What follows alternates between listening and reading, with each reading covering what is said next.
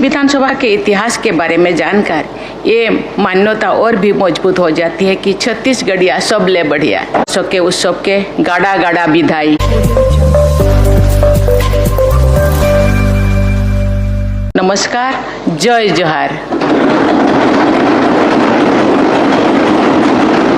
छत्तीसगढ़ विधानसभा के 25वां वर्ष के उत्सव के गाड़ा गाड़ा विधाई। बधाई बधाई। छत्तीसगढ़ राज्य में लोकतंत्र के इस उत्सव में आप सबके साथ शामिल होकर मुझे बहुत प्रसन्नता हो रही है। छत्तीसगढ़ राज्य की स्थापना तत्कालीन प्रधानमंत्री श्रद्धेय श्री अटल बिहारी वाजपेयी जी के असाधारण मार्गदर्शन में संपन्न हुई थी। इस अवसर पर हम सब उनके प्रति आभार व्यक्त करते हैं और उनके सम्मान में सादर नमन करते हैं। आप सबके बीच आकर मुझे ओडिशा विधानसभा में विधायक के रूप में अपने समय की यादें ताज़ा हो रही है। मैं अपने अनुभव से ये कह सकती हूँ कि विधायक की जिम्मेदारी निभाना जन सेवा की भावना से प्रेरित व्यक्ति के लिए बड़े सौभाग्य की बात होती है। विधानसभा राज्यों के निवासियों की आकांक्षाओं को व्यक्त करते हुए और उन्हें कार्यरत करते हुए देखने को बहुत उत्साहित जनता होते हैं। विधानसभा राज्यों की संस्कृति में प्रस्तावित होते हुए और उसी दिशा में प्रदान करती है। इस विधानसभा के इतिहास के बारे में जानकर ये मान्यता और भी मजबूत हो जाती है कि छत्तीसगढ़िया सब ले बढ़िया। इस विधानसभा ने लोकतांत्रिक परंपराओं के उच्चतम मानक स्थापित किए हैं। छत्तीसगढ़ विधानसभा ने सदन की कार्रवाई के दौरान वेल में आ जाने वाला सदस्यों के स्वयं विलोपन का असाधारण नियम बनाए हैं तथा उसका पालन किए भी है। मुझे ये जानकर भी बहुत प्रसन्नता हो रही है कि 25 वर्षों के दौरान कभी भी मार्शल का उपयोग नहीं करना पड़ा। छत्तीसगढ़ विधानसभा ने केवल शेष भारत ही नहीं बल्कि विश्व की सभी लोकतांत्रिक प्राणियों के सामने श्रेष्ठ संसदीय आचरण का अनुपम उदाहरण प्रस्तुत किया। इसके लिए छत्तीसगढ़ विधानसभा के पूर्व तथा वर्तमान विधायकों की जितनी भी तारीफ किया जाए, प्रशंसा किया जाए, कम है। माननीय सदस्यगण, छत्तीसगढ़ राज्य के मातृशक्ति का रूप कहा जा सकता है। जैसे कि आप माता सबरी का उल्लेख किए, जैसे भारत माता के नमन करते हुए हम सभी भारतवासी वंदे मातरम कहते हैं, ऐसे ही इस सुंदर राज्य के सम्मान में गाया जाता है जय जय छत्तीसगढ़ मोहतारी भारत के साक्षात चिन्हारी। ये राज्य सही अर्थों में भारत माता का साक्षात प्रतीक है।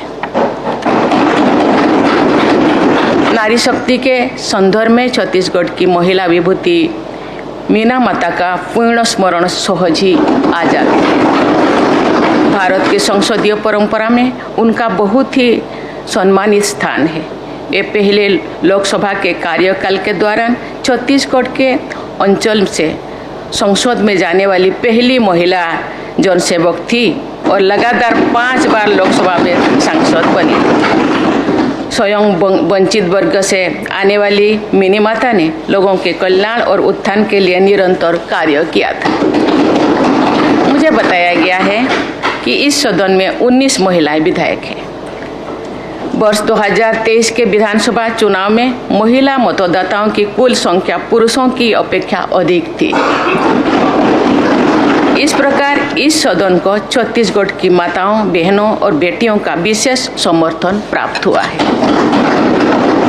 मैं विधायक बहनों से अनुरोध करती हूँ कि आप सब जीवन के हर क्षेत्र में कार्यरत अन्य सभी बहनों को अपने आगे बढ़ाने के लिए सदैव तत्पर रहें। जब आप सभी बहनें राज्य में विभिन्न क्षेत्रों में कार्यरत महिलाओं को आगे बढ़ाएगी तो उन महिलाओं पर सबका ध्यान जाएगा और उनके विकास में मार्ग प्रशस्त होगी। चाहे वो शिक्षक हो या अधिकारी, समाज सेविका हो या उद्यमी, वैज्ञानिक हो या कलाकार, मजदूर हो या किसान, प्रायः हमारी बहनें दिन प्रतिदिन की घरेलू जिम्मेदारियों को निभाते हुए तथा कठिन संघर्ष करते हुए बाहर की दुनिया में अपना स्थान बनाती है। जब सभी बहनों एक दूसरे को सशक्त बनाएंगी तो हमारा समाज और भी अधिक मजबूत और संवेदनशील बनेगा। इस सदन में सभी विधायकों को, विशेषकर महिला विधायकों को ये प्रयास करना चाहिए कि अगली विधानसभा में महिला सदस्यों की संख्या में बढ़ोतरी हो। महिला विधायकों की संख्या में वृद्धि नारी शक्ति बंधन अधिनियम की भावना के अनुरूप होगी। प्रत्येक क्षेत्र में महिलाओं की बढ़ती भागीदारी वुमेन लेड डेवलपमेंट यानी महिला के नेतृत्व द्वारा विकास की हमारी राष्ट्रीय सोच को भी कार्यरूप देगी। छत्तीसगढ़ में 80% लोग ग्रामीण क्षेत्रों में रहते हैं और उनका जीवन मुख्यतः कृषि पर आधारित है। लगभग 32% आबादी अनुसूचित जनजाति के लोगों की है। राज्य के 2.5 करोड़ से अधिक की आबादी में महिला और पुरुषों की संख्या लगभग बराबर है। राज्य के कुछ अंचलों और समुदायों में महिलाओं की संख्या पुरुषों से अधिक है। 951 के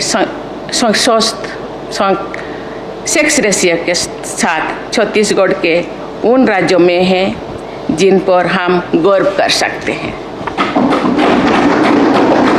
मुझे ये जानकर प्रसन्नता हुई है कि छत्तीसगढ़ विधानसभा ने समावेशी कल्याण एवं विकास के लिए अनेक महत्वपूर्ण विधेयक पारित किए हैं। रूढ़ियों पर आधारित प्रताड़ना से समाज को, विशेषकर महिलाओं को मुक्त करने का अधिनियम समाज को छत्तीसगढ़ विधानसभा का एक ऐतिहासिक योगदान है।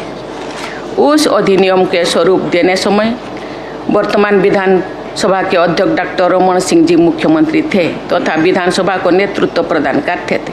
मुझे बताया गया है कि अब तक छत्तीसगढ़ विधानसभा ने 565 विधेयक पारित किए हैं, जिनमें अनेक विधेयक अंत्योदय तथा स्वाभाविक विकास के लक्ष्यों से प्रेरित है। इस उपलब्धि के लिए मैं सभी पूर्व एवं वर्तमान विधानसभा के सदस्यों की बहुत बहुत सराहना करती हूँ। माननीय सदस्यगण, छत्तीसगढ़ में विकास की असीम संभावनाएं विद्यमान है।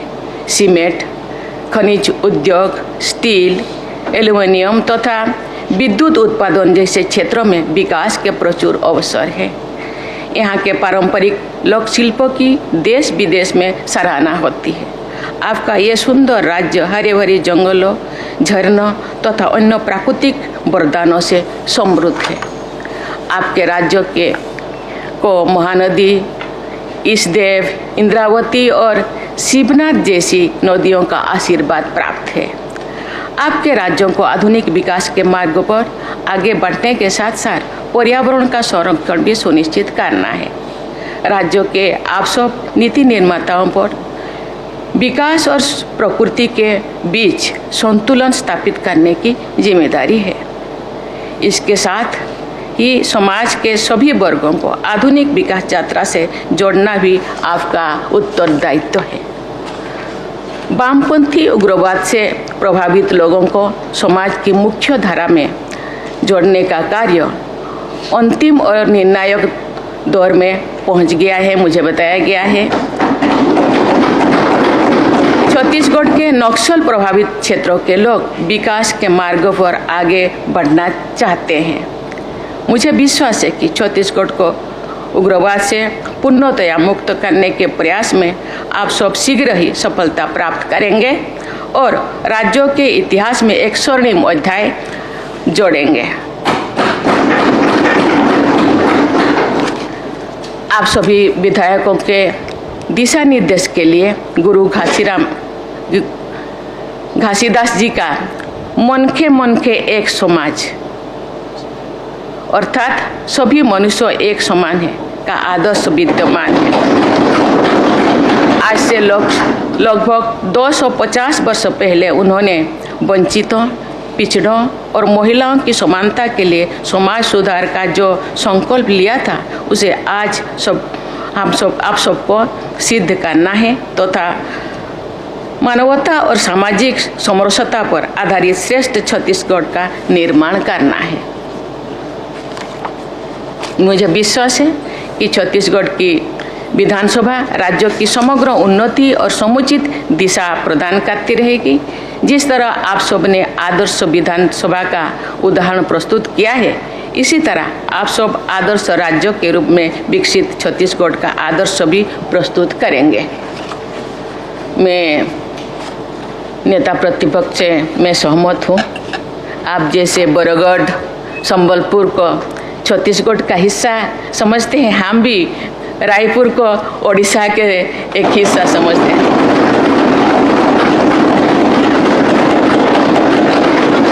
प्रशासन दृष्टि से परिसीमन का जो व्यवस्था है,